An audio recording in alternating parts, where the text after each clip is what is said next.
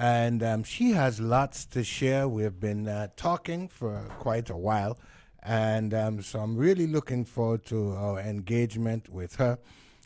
Some of you may know her. She grew up in Antigua with her grandmother, Sister Miriam Samuel, and but she's making waves in the United States where she lives. Of course, we're talking about Genesis Whitlock. Genesis Whitlock is the daughter of DeReed Samuel Whitlock, and of course the granddaughter of Sister Miriam Samuel and late MP Charles Worth Samuel. She's an activist, a social activist, a political activist, a climate activist, and so you can see where her activism, where it comes from. It's in her genes. She's a fighter for that in which she believes. And so we're going to have an engagement with her. We're going to ask her about an iconic photo of her standing during the height of the Black Lives Matter movement. And she had her fist clenched, thrust in the air. And I have actually saved that photo because I said, well, look at one young lady from Little Antigua leading the charge in that Black Lives Matter. She's a climate activist. She's been studying and working in Peru as well. And so she's going to tell us a little bit about her life and, of course, throughout it all, words of encouragement for us here in Antigua and Barbuda to get involved, get engaged, and play a part for a better world, a better Antigua and Barbuda, a better environment. Genesis, welcome to Voice of the People. Yes, thank you so much for having me. And that was a wonderful introduction. Oh, you like it? Thank you. Yeah, I know your mom's listening, and she will call me and say, "Hey, Paul, what kind of half-dead introduction was that?" Of course. You know how she is. But I'm happy that you liked the introduction, and of course, a well-deserved, very, very well-deserved. Now, let's go back a little bit to Black Lives Matter. You got engaged, you got involved.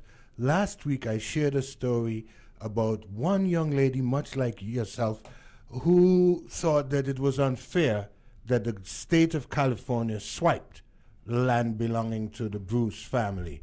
And for generations, they were deprived of the use of their land, the beachfront, prime beachfront land and property, until this young lady got in the fight all by her lonesome self. She engaged 2 lawyers to do some work for her pro bono, and the state of California repented of what they had done to this family over several generations and gave the land back to the Bruce family. It's called Bruce's Beach in California. And when I read that story, I thought of you. I said, there's this young lady from Antigua. She's much that kind of fighter. If it's her alone, she will do it. Tell us about Black Lives Matter and how you got involved and why you got involved. Absolutely. So the Black Lives Matter movement started in 2013, but I didn't get involved until I was 16 in 2019.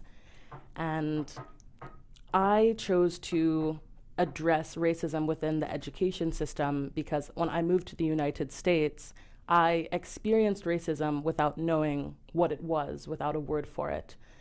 And through my classes, learning about social justice and the oppression and land dispossession of Black people, I didn't realize the role that we could play in knowing our history and being able to transform systemic racism in the future. So it was a culmination of learning about racism within my class and talking to other Black people. They were people who were all of African descent, African Americans, Afro-Caribbeans, and I just felt empowered. If anybody knows me, like I love to talk and I love to share stories with people and make them feel heard.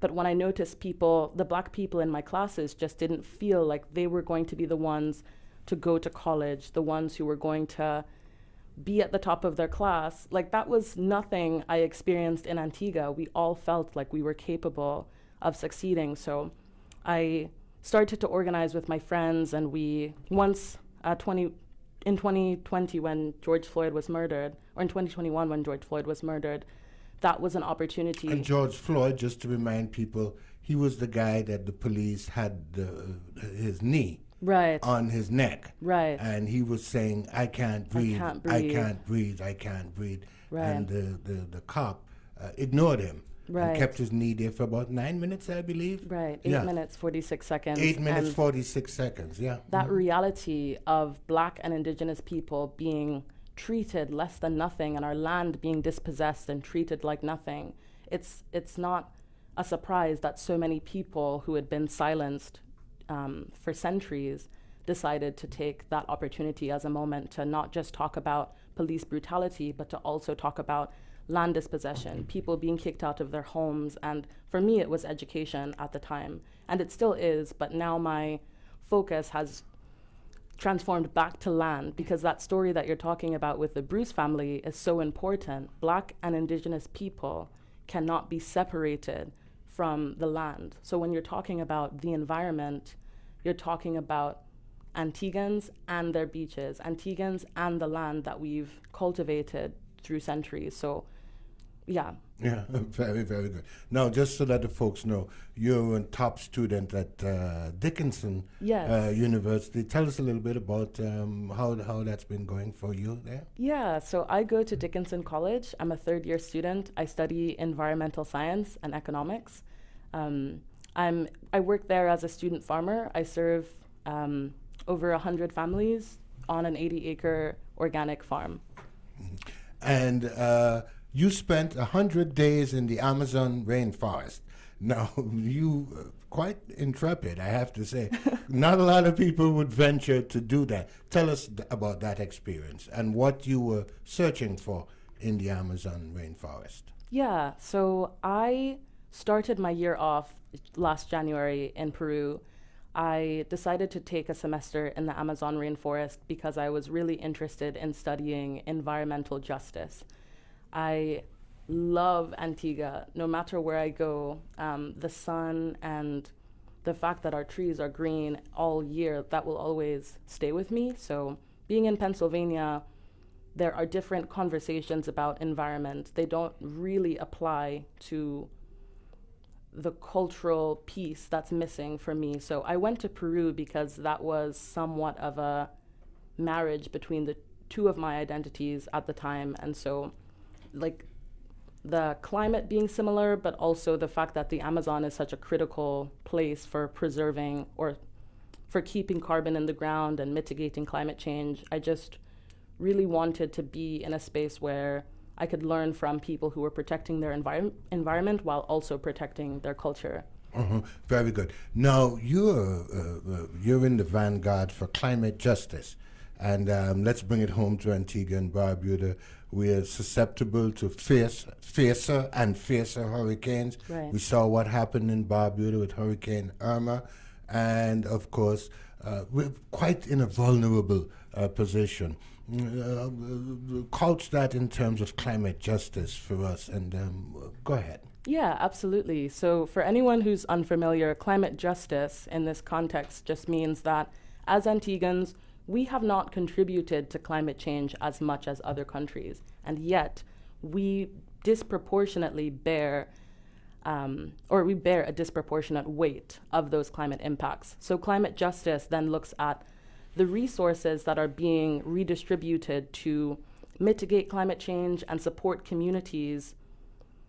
Some of those resources must be allocated to some of the most vulnerable communities. And the term vulnerable isn't meant to be derogatory. My auntie Megan, who may be listening, she told me that one of my most powerful assets is being a vulnerable person, being somebody who can recognize what my needs are, so I can ask that of my community. And so the reality is, in Antigua, there are many of us who are experiencing high food prices.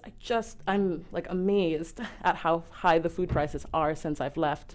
And the rising temperatures, lack of rainfall, it's all interconnected. And you have people who are experiencing this reality and adapting. And I think that we need to be recognized for how we're able to care for each other during these uncertain times, because it's not normal, it's not necessary for Antiguans to be constantly enduring this sort of injustice when we weren't the ones who created the climate crisis. Indeed.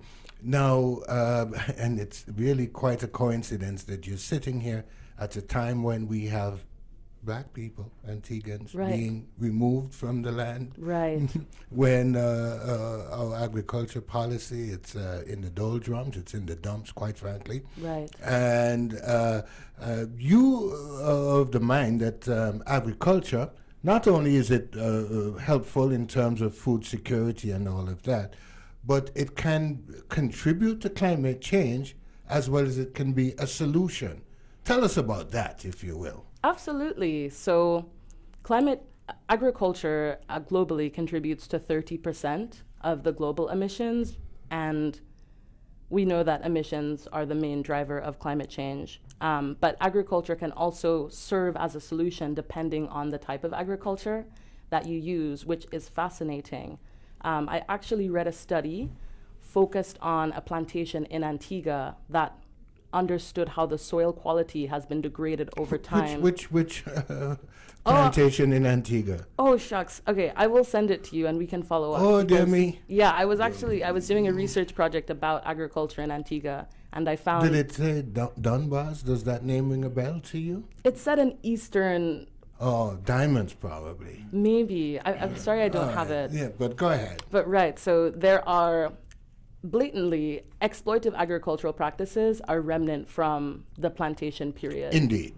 And that has greatly contributed to climate change, not just in Antigua, but globally. And so agricultural practices that aim to heal the soil, the people, the relationships, are a type of agriculture that can contribute to mitigating climate change, because the relationship between climate change, land exploitation, displacing people from their land, that's not a system that serves the people or the planet. So I have transitioned my focus to expand beyond racial justice to looking at land justice, climate justice, because, as I said before, that relationship between ourselves and our right to land cannot be separated. Mm-hmm. No, we're going to take a quick break and come back with more Voice of the People and Genesis Whitlock. We'll be back. Bell Lab Services, a medical laboratory that offers a wide range of services. Bell Lab is convenient in so many ways. It's quick, accurate, excellent quality control provided by professional medical technologists. Results are faxed directly to your doctor. Open Mondays to Fridays, 7:30 a.m. to 4 p.m. and Saturdays, 8 a.m. to 12 noon. Bell Lab Services, Wood Center. Friendly, quick, and convenient in so many ways. Call 562-1391 for further information. The management and staff of Willie D Enterprises, located on All Saints Road, specializing in heavy-duty equipment rental, construction, house and apartment rental, extend a heartfelt thank you to all our loyal customers who have supported us throughout the year. We gratefully look forward to your continued patronage in the upcoming year, wishing you a happy holiday season and a bright and prosperous new year from Willie D Enterprises. Are you ready for savings like never before? Get set for the ultimate sales event as Newsco Limited presents our anniversary sale starting November 20th, 2023 until January 20th, 2024. Newsco Limited is turning up the savings. Enjoy a 15% discount on all our platforms like Observer Radio, the Daily Observer newspaper, Hits FM, and the Antigua Observer website. But wait, there's more. In honor of our 5th anniversary, we're gonna add an extra 5% discount on ads booked on December 1st. This is not your average sale. This is an opportunity you can't afford to miss to expand your reach this holiday season. Contact our sales team now at 462-3911 or 462-3912 or email us at adverts@antiguaobserver.com. Terms and conditions apply. We are the voice of the people. Radio 911 FM. There are very few people who can really throw things aside and work ahead. You know, everybody has to hold somebody responsible for something, for some reason or other. We've always had a sort of very confrontational politics. That is how our politics was born, and that's how our politics existed, and it still exists up to today. And that's one of the reasons I think that we can't get anybody to work, or very few people to work together, because everybody feels that their prevailing view must be the one that everybody lines up behind. Very few times you can find that. You're listening to Observer Radio. You're listening to the voice of the people on Observer Radio. Welcome back to Voice of the People on Observer Radio 91.1 FM, Paul, Franz, and Genesis Whitlock. We're all in the house, quite an engaging discussion with Genesis, right beyond her years, I'll tell you, and it's in her genes.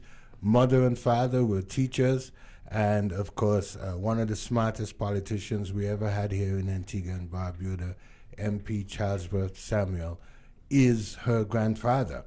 And of course, we all know about her mother, David Samuel Whitlock, one of the finest minds that we have here in Antigua and Barbuda. But Genesis, where do you see yourself? You're graduating, and by the way, you hear how mature she sounds? She's all of 20 years old. All of 20 years old. And so a precocious young lady and smart beyond her years. Where do you see yourself in the future after you graduate? I know sometimes you start school with one goal. I want to be, where do you see yourself? Yeah, so I've been thinking about this a lot. I'm interested in climate justice and protecting the planet. And so because the world is constantly changing and climate impacts are unexpected, the answer that feels the most genuine to me is I will be wherever the people need me to be and wherever the planet needs me to be. And I know that some of my strongest skills are connecting with people and reading and doing research and getting curious about how policy affects everyday livelihoods. So I'm interested in doing journalism, I'm interested in continuing activism, but because this world is so constant, I'm willing to adapt to whatever is really needed for the future. Mm-hmm. And words of encouragement, inspiration, if you will, for the young people of Antigua and Barbuda to stand up, fight for that in which you believe, because you did that when you were but a teenager. Absolutely. Could you share some of these things that inspired you to stand up and be a voice, not only for the voiceless, but to be a voice for change, positive change? Go ahead. Absolutely. So my two greatest inspirations are my grandmother. I hope she's listening. I know she is. She's definitely listening. Yes. So the words of inspiration that I have for young people is everybody, you either win or you learn. And so there's always value in trying your best and being who you are. And you deserve kindness. You deserve to be uplifted. If you find yourself in a space where you're not being heard, that place isn't made for you, but it can be. You can always transform the spaces that you're in. And my grandmother has showed me by offering kindness and knowledge and care, you can connect with anyone. And even my granddad, I only knew him until I was about 5, but his memory carries on within our household. And I know that within me, I have a lot of his strength. So for young people who don't know how to access their inner strength, rely on the people around you who will empower you. It can be your direct elders, but you can also seek people from the community and other young people. So we are not only as strong as we are on our own. Together, we can really listen to each other and collaborate a lot of our skills to create some transformative, positive change. Yeah, Genesis, you've touched a couple of points there that I'm attracted to, that I support the concept of knowledge, continuing to learn throughout the course of your life, notwithstanding what you've previously achieved, and the concept of learning together as a group in a community. Explain to me why those are important, especially for young people in the development and what should I say, molding of a society? Right. So it's beautiful. There's a reason I study agriculture, because I no longer believe in ideas about competition. Growing up, you have people, or you have this idea that I have to do better than the person next to me, or I'm not good enough. And sometimes it's just not the case. Like, I may not be great at one thing, and a person next to me might be good at something else, but that's not the focus. It's really about how can I see the light within you? How can I see your strengths so that I'm also able to recognize my strengths? I think if we think about competition and the fear of losing and trying to be better than someone else, that would make us islands within an island. Do you know what I'm saying? Mm-hmm. We're already so separated from one another, and that is still remnant of this colonial lie that I am not you and you are not me, and I don't care about you as my fellow man. So I think learning together is especially important because we have so many different perspectives and experiences, and those are gifts that we have.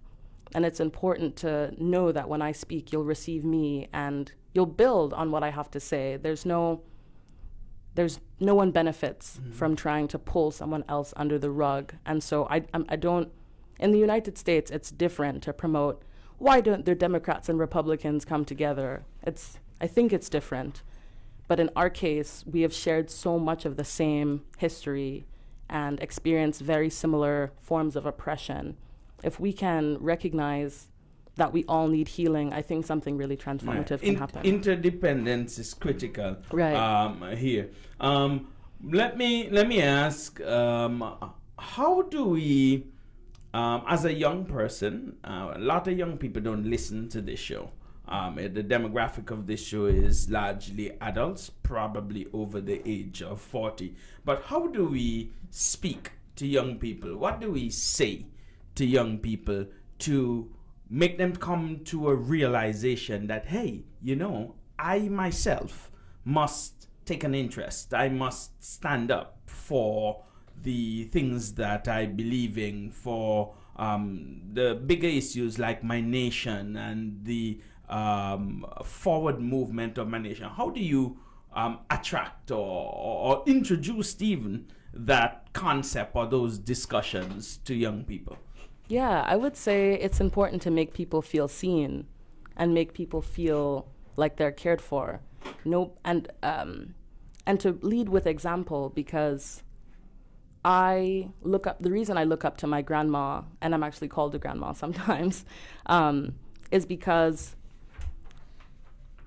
even if I want to be really rich when I grow up, or I want to be at the top of my class and the adult who lives with me may not understand what I want, if that adult were to be seeing what I want and explain to me, well, here's the knowledge that I have offered to you. If we were more willing to offer between each other what it is that we wanted, I think that would break down a lot of barriers, because sometimes people want to go to a party all night when really they want community and they want to be seen.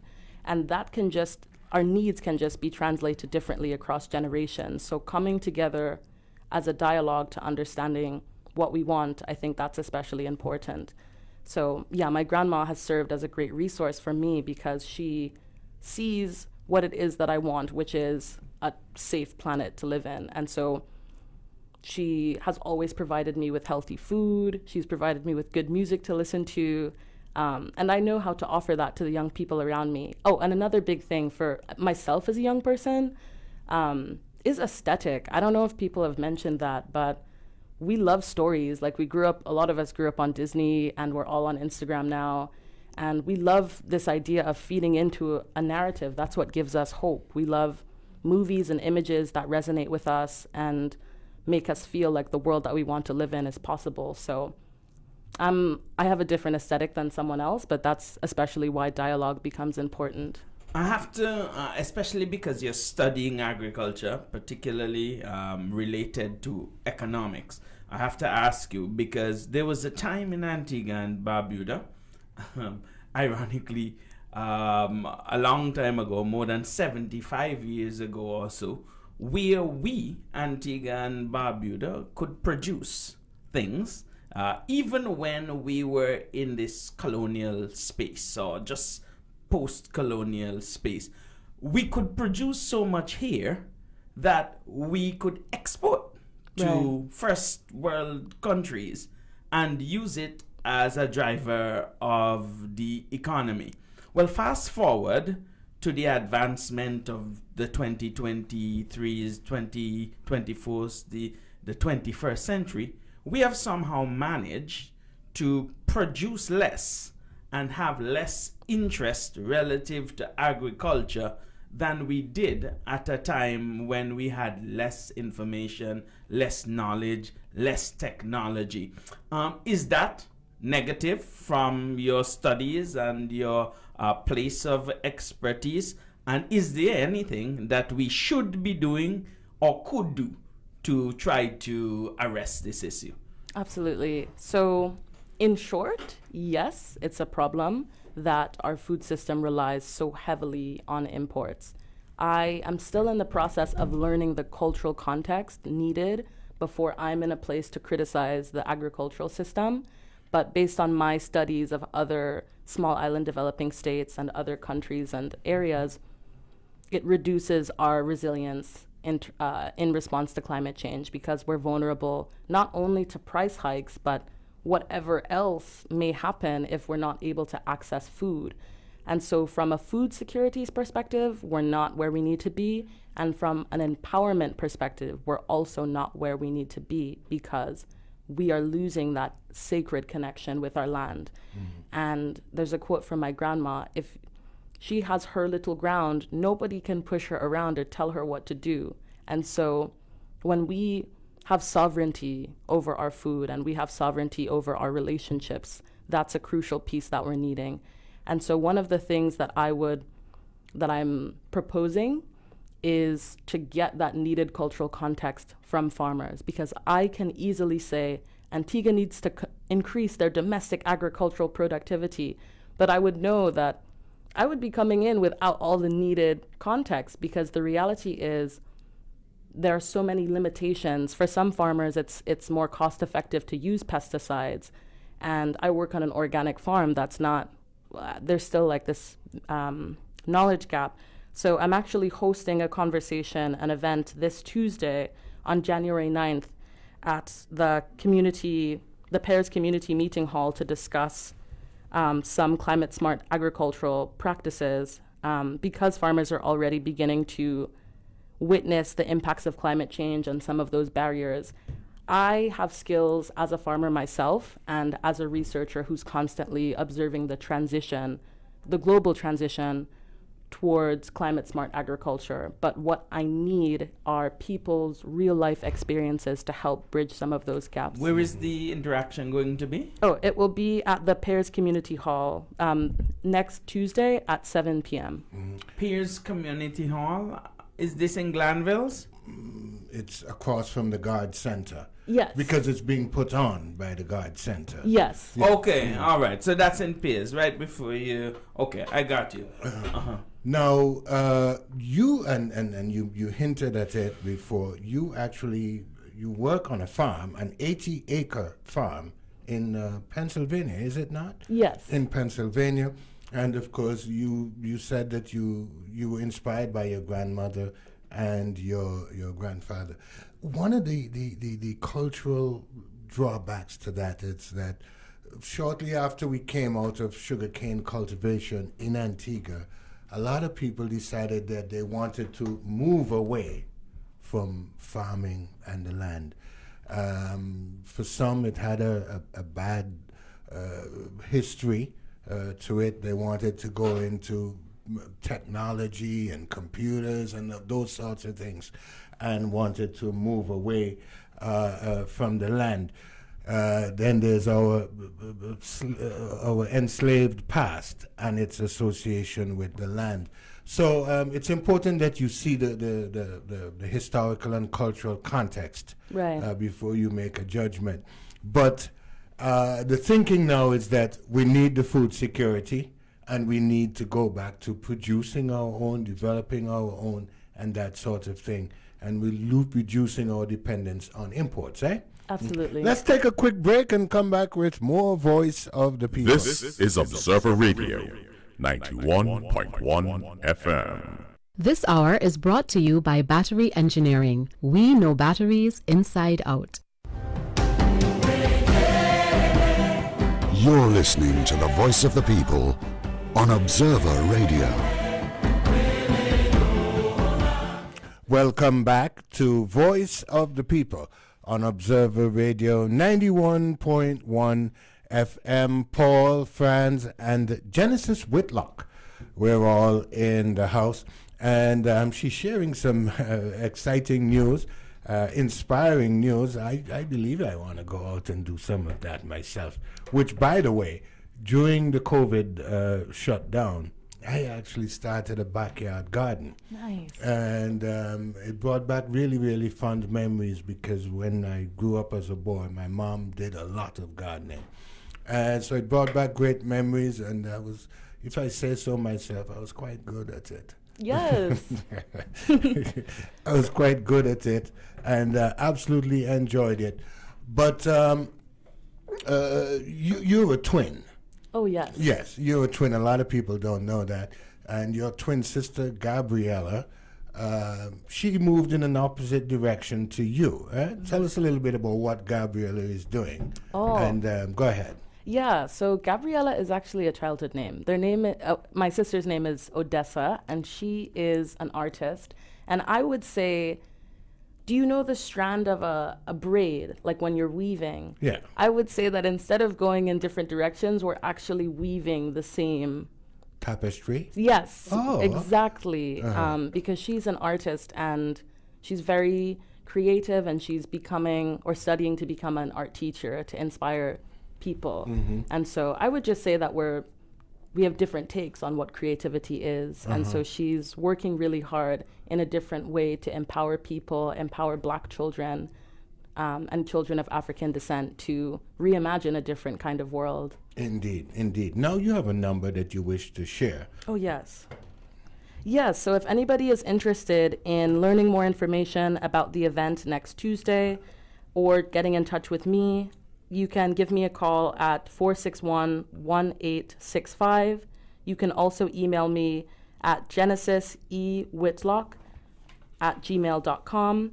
And you can also find me on Instagram with the handle SolarFunk, and that's SolarFunk with the 8 as an O. Okay, very, very good. Now, Genesis, you've reached out to me and you've said, Paul, I'm interested in writing a column for the Daily Observer and on climate issues, climate justice, building resilience, and that sort of thing. And so we'd appreciate it. If you can write nearly as half as your mom, then you're on the right path. And of course, you're with Observer newspaper, the right place to be, no? Absolutely. Yes.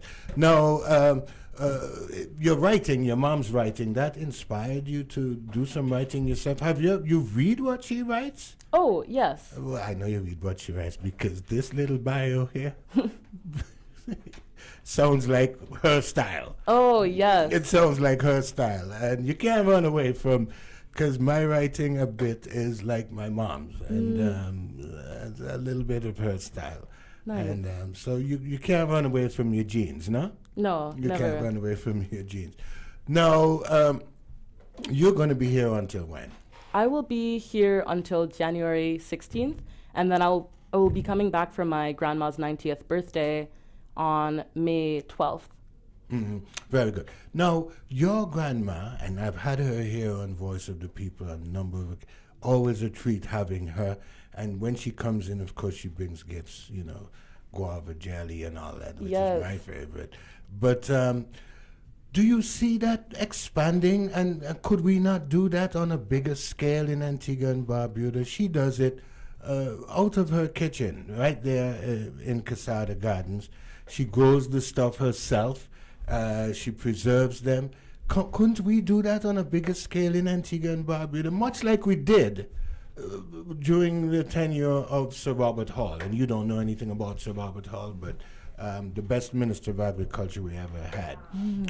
Couldn't we do that? What are your thoughts? Oh, I mean, I would say we can do that because there are already living examples and people who are willing to teach. My grandma is still a lifelong learner, and she's been able to accumulate all of this wisdom because of her willingness to teach and learn. And so I was just sitting at the table last night learning how to weave screw pine with her because I know that this knowledge that I'm getting is invaluable. So yeah, I think that we're definitely all capable of healing, and we're all capable of getting rid of what no longer serves us. We are no longer under colonial rule. We can be free to nourish ourselves, nourish our people. There's a quote that says, a quote by Leah Penniman, "The land may have been the scene of the crime, but she was never the criminal." Okay. And so it's dear me. I love that. Yes. You got to share that with me. Because again, remember just now I was telling you that a lot of us moved away from the land. Right. Because of the horrendous things that happened on the land. Absolutely. Many of us thought, oh, we're done with this agriculture thing and we want these highfalutin positions and jobs because cultivating the land was considered, well, menial. Huh? But very great quote, eh? Yeah, I have a different perspective. I like getting your hands in the soil may be dirty, but what is the value of being able to provide food for your family? That's really what it's all about, and being free. So that's not in any way to undermine the value of a job. The truth is, Genesis, that narrative is really a lie. Right. Because we see major world and global and corporate interests after they have convinced us that the soil is dirty, take that same soil, that same land, and convert that into vast wealth for themselves and corporate interests. And so I think that we have to just be careful not to just take stories that people give us. And in Antigua and Barbuda, sadly, it has become a culture, a norm for us to look down at agriculture as if it is something that is less than what the aspirations should be of people who are enterprising and thriving and academically smart. But we see that all over the world, a reallocation of the resources. Is that not a norm that is happening overall in the world? Absolutely. The transition from, like, agriculture plays a key role in mitigating climate change. And so it's necessary for this transition to be happening. Yeah, you said it perfectly. And I think it comes back to this idea of aesthetics and storytelling, because we have a lot of work to do in terms of forgetting or reclaiming our truths and forgetting some of those lies that you said we've been told historically. Mm-hmm. And the truth of the matter is, just so that we're not just remedial, climate change is a real thing, and it is happening. I know in Antigua and Barbuda, there are some who still believe that there is no such thing as climate change, and certainly we're not impacted by what's happening in the rest of the world. Even though I don't believe that, or many people may not believe that, is there evidence that shows that there is such a thing and the climate is indeed going through a change? Oh, definitely. And to support that statement, the Intergovernmental Panel on Climate Change has become more and more certain over the years. Often scientists use language like likely or probably, but in 2023, it's the science of climate change is the most certain it's ever been. And so for people who may not know or believe in climate change, I think it speaks to the need for better language to empower more people to understand how their experiences are actually results of climate change. Because I may say climate change when in reality we may need to be talking about air quality or water scarcity or temperature, anything. So that's why I'm inviting farmers and anybody who's interested in the food system in Antigua to have these conversations, because the language is the most important about engaging our culture into the larger conversation. Share again the date and time of Yeah. that interaction and where it's going to be held. Right, so it will be next Tuesday, January 9th at 7 p.m. at the Pears Community Hall. It will be hosted by the Guard Center and facilitated by me. Mm-hmm. Very good. Now, just before we tie a bow around it, and there was big news on the climate change front, what with the conclusion of COP28, and two big things came out of COP28. One, oh yeah, see, you're getting excited, Genesis. The loss and damage fund for countries like ours, where we suffer the outside brunt of these fiercer hurricanes and all the other damaging things that happen to our countries on account of climate change, rising sea levels and so on and so forth, warmer temperatures and so on and so forth. So this loss and damage fund, last I heard it was about $850 million. It should be way beyond that by now. That came out of COP28, as well as language in the communique, which a lot of the first world economies did not want to be a part of it, but they were persuaded to be a part of the final communique, which said that they were going to make an effort to transition away from fossil fuels, leave those fossils in the ground. What are your thoughts on those two big things coming out of COP28? Just complete joy and hope, because those two critical pieces, having an actual funding source for us, other people may be uncomfortable, but it's reparations, it's climate reparations. And because the Loss and Damage Fund has been created, there is now a possibility to uproot some of these exploitive systems that are still affecting our community. And so communities ought to play a larger role, the needs of our community ought to play a larger role in defining what funding or what the Loss and Damage Fund will be used for in Antigua, because it must no longer serve an extractive economy. It now has the potential to serve our people. And with the language explicitly calling out fossil fuels, it's another aspect of hope, because when we're using a term broadly like emissions, we're not really able to hold ourselves accountable and leave room for transformation. So ultimately, I feel hope. I hope the young people listening also get a sense of hope, because the dialogue and the language is becoming more clear. So it's time to get your voice heard. Mm-hmm. Very good. Genesis, your final thoughts for Antigua and Barbuda? Tie a bow around it, if you will. I would say thank you so much for having me. Mm-hmm. I am blessed to be an Antiguan. I really would love an opportunity to learn from anybody who's willing to share knowledge with me, because I do believe in the process of weaving and sharing space and learning together. So yeah, feel free to reach out to me. I'd love to continue this dialogue. Share the number again, please. Yeah, so my number is 461-1865, and for anybody who has Instagram, you can find me at S8LARFUNK on Instagram. Very good. Thank you. And give our best regards to your grandmother. Oh, yeah, she actually has some coconut bread for you on the way. Oh, so. Why didn't you bring it? Oh, it's baking day right now. Oh, okay. Very, very good. And our love to your mom.